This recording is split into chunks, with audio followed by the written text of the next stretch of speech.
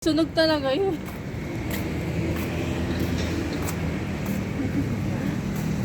Ay, pakita mo sa may kasa mo. Ano mo yun? Mikasa.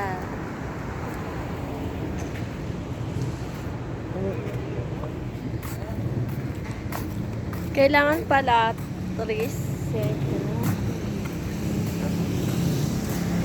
Ano talabo mo? Gabi eh. Nililinahon ba to? Ayun. Linaw na siya. Linaw na.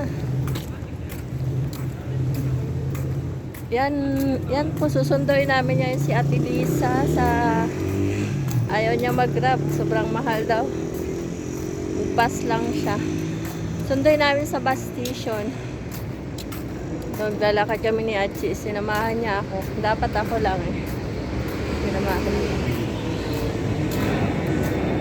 Ano lang, walking distance. Anong oras na? Magna-9 na kasi. Walking distance. Pwede.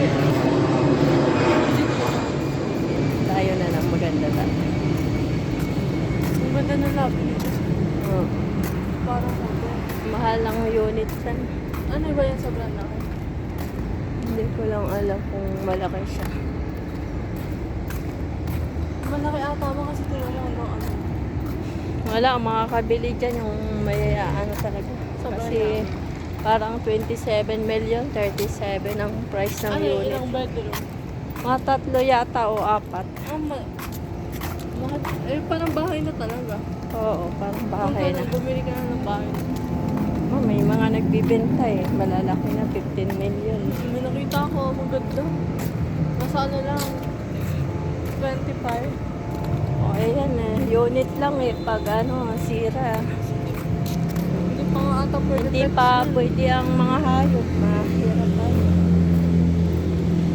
May binibintang ano eh, yung farm.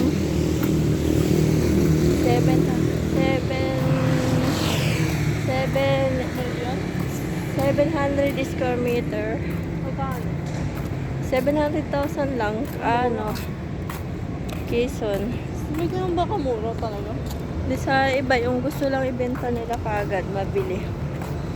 Sa Quezon yun. Maganda, may yung bahay na. May mini farm. Mini farm at saka ano, sport complex. Kita ba yun? Hindi kita.